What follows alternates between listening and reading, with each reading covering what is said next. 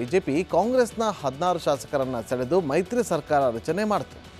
ಇದೇ ವೇಳೆ ಕಾಂಗ್ರೆಸ್ನ ಟ್ರಬಲ್ ಶೂಟರ್ಗೆ ಬಿಜೆಪಿ ಗಾಳ ಹಾಕಿತ್ತಂತೆ.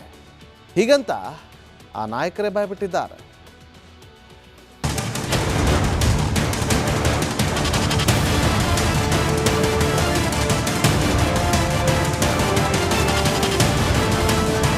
ರಾಜ್ಯ ರಾಜಕೀಯದಲ್ಲಿ ನವೆಂಬರ್ ಕ್ರಾಂತಿ ಭಾರೀ ಸಂಚಲನ ಮೂಡಿಸಿದೆ.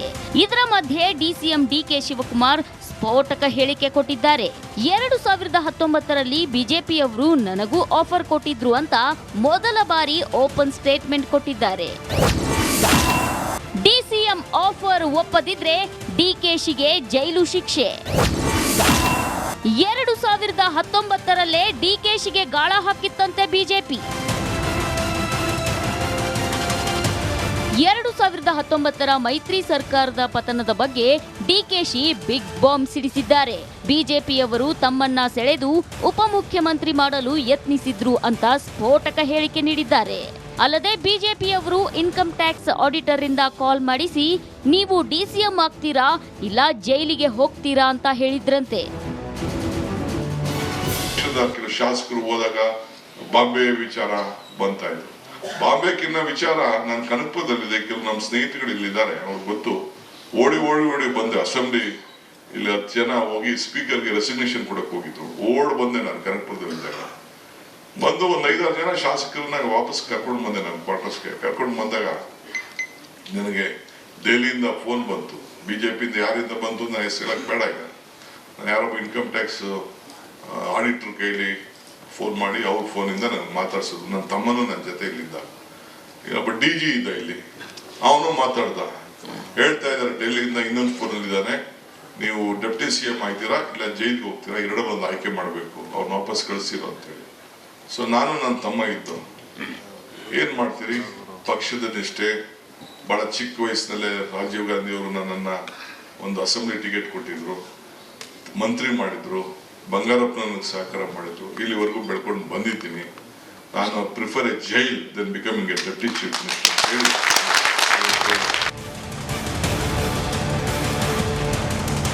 ನನ್ನ ಕಲ್ಲು ಬಂಡೆ ಏನೇನೋ ಕರೀತಾ ಇದ್ರಿ. ಅದಕ್ಕೆ ನಾನು ಹೇಳ್ದೆ, ಕಲ್ಲು ಪ್ರಕೃತಿ, ಕಳೆದರೆ ಆಕೃತಿ, ಪೂಜಿಸಿದ್ರೆ ಸಂಸ್ಕೃತಿ ಅಂತ. ಯಾಕೆಂದ್ರೆ ಯಾವ ತರ ಬೇಕಾದ್ರೂ ಕಲ್ಲನ್ನ ಬಂಡೆನ ಬಡಬಾಡೋದು. ದೇವ್ರ ವರನೂ ಕೊಡೋದಿಲ್ಲ, ಶಾಪನೂ ಕೊಡೋದಿಲ್ಲ, ಅವಕಾಶ ಮಾತ್ರ ಕೊಡ್ತಾನೆ ಅಂತ. ಕೊಟ್ಟಂತ ಅವಕಾಶದಲ್ಲಿ ನಾವು ಯಾವ ರೀತಿ ನಾವು ಉಪಯೋಗಿಸ್ಕೊಳ್ತೀವಿ ಅನ್ನೋದು ಬಹಳ ಮುಖ್ಯ. ಹೈಕಮಾಂಡ್ಗೆ ನೇರ ಸಂದೇಶ ಕೊಟ್ರ. ಸರ್ಕಾರ ಬಂದು 2.5 ವರ್ಷ ಆಗ್ತಾ ಇದೆ. ನವೆಂಬರ್ ಕ್ರಾಂತಿ ಶುರುವಾಗ್ತಾ ಇದೆ. ಇಷ್ಟು ದಿನ ಹೇಳಿದ್ದಂಥ ಸತ್ಯವನ್ನು ಈಗ ಪದೇ ಪದೇ ಹೇಳ್ತಾ ಇದ್ದಾರೆ ಅಂತಂದರೆ ಇದು ರಾಹುಲ್ ಗಾಂಧಿ, ಸೋನಿಯಾ ಗಾಂಧಿ ಅವರಿಗೆ, ಸಿದ್ದರಾಮಯ್ಯನವ್ರಿಗೆ ಥ್ರೆಟ್ ಕೊಡೋಕೆ ಹೇಳ್ತಾ ಇದ್ದಾರಾ,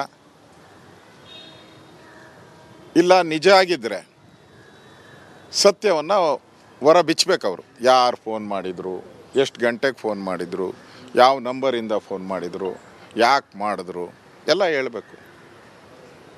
ಅವರು ಜೈಲಿಗೆ ಹೋಗೋದ ಇದ್ರ ಬಗ್ಗೆ ನಿಮಗೂ ಗೊತ್ತಿದೆ. ಕರಪ್ಷನ್ ಕೇಸಲ್ಲಿ ಹೋಗಿದ್ದಾರೆ ಅವರು. ನನಗೆ CM ಸ್ಥಾನದ ಆಫರ್ ಇರ್ಲಿಲ್ವಾ? ನನಗೆ ಮುಖ್ಯಮಂತ್ರಿ ಸ್ಥಾನವೇ ಆಫರ್ ಇರ್ಲಿಲ್ವಾ? ನಾನು ಬಿಟ್ಟೋದ್ನ ಕಾಂಗ್ರೆಸ್ನವ್ರನ್ನ? ಅಲ್ಲಲ್ಲ, ಒಂದು ನಿಮಿಷ, ಅದೆಲ್ಲ ಬೇರೆ ವಿಷಯ. ನನಗೆ ಮುಖ್ಯಮಂತ್ರಿ ಸ್ಥಾನನೇ ಕೊಟ್ಟಿದ್ನ ಬೇಡ ಅಂದಲ್ಲ. ಇವತ್ತು ನಾನೇ ಇರುವೆ, ಇವತ್ತು ನಾನೇ ಮುಖ್ಯಮಂತ್ರಿ ಆಗಿರುವೆ. ನವೆಂಬರ್ ಕ್ರಾಂತಿ ಸಂಚಲನ ಬೆನ್ನಲ್ಲೇ ಡಿಕೆಶಿ ಆಫರ್ ಹೇಳಿಕೆ ಕುತೂಹಲಕ್ಕೆ ಕಾರಣವಾಗಿದೆ. Bureau report, republic Kannada. BJP ಕಾಂಗ್ರೆಸ್ನ 16 ಶಾಸಕರನ್ನು ಸೆಳೆದು ಮೈತ್ರಿ ಸರ್ಕಾರ ರಚನೆ ಮಾಡಿತು. ಇದೇ ವೇಳೆ ಕಾಂಗ್ರೆಸ್ನ ಟ್ರಬಲ್ ಶೂಟರ್ಗೆ ಬಿಜೆಪಿ ಗಾಳ ಹಾಕಿತ್ತಂತೆ. ಹೀಗಂತ ಆ ನಾಯಕರೇ ಬಾಯ್ಬಿಟ್ಟಿದ್ದಾರೆ.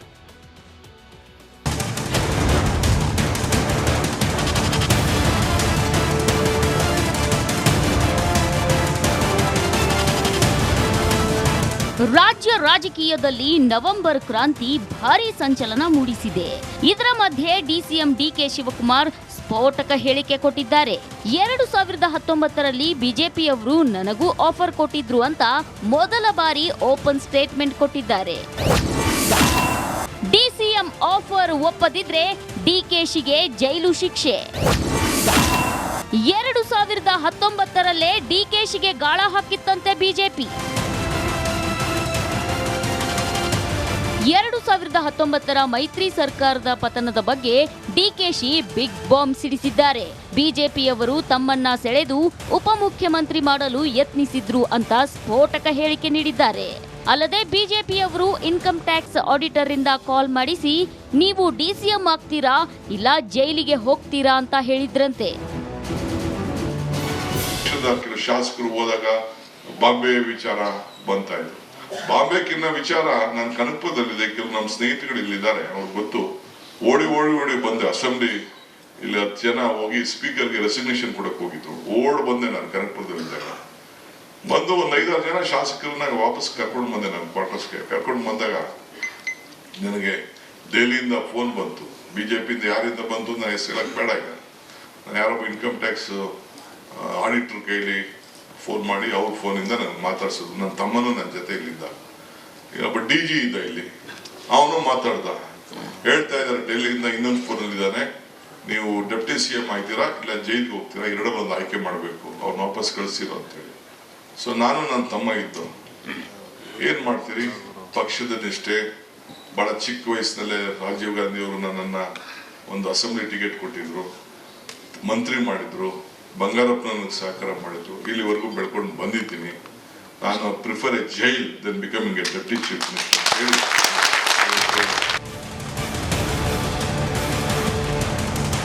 ನನ್ನ ಕಲ್ಲು ಬಂಡೆ ಏನೇನೋ ಕರೀತಾ ಇದ್ರಿ. ಅದಕ್ಕೆ ನಾನು ಹೇಳ್ದೆ, ಕಲ್ಲು ಪ್ರಕೃತಿ, ಕಳೆದರೆ ಆಕೃತಿ, ಪೂಜಿಸಿದ್ರೆ ಸಂಸ್ಕೃತಿ ಅಂತ. ಯಾಕೆಂದ್ರೆ ಯಾವ ತರ ಬೇಕಾದ್ರೂ ಕಲ್ಲನ್ನ ಬಂಡೆನ ಬಡಬಾಡೋದು. ದೇವ್ರ ವರನೂ ಕೊಡೋದಿಲ್ಲ, ಶಾಪನೂ ಕೊಡೋದಿಲ್ಲ, ಅವಕಾಶ ಮಾತ್ರ ಕೊಡ್ತಾನೆ ಅಂತ. ಕೊಟ್ಟಂತ ಅವಕಾಶದಲ್ಲಿ ನಾವು ಯಾವ ರೀತಿ ನಾವು ಉಪಯೋಗಿಸ್ಕೊಳ್ತೀವಿ ಅನ್ನೋದು ಬಹಳ ಮುಖ್ಯ. ಹೈಕಮಾಂಡ್ಗೆ ನೇರ ಸಂದೇಶ ಕೊಟ್ರ.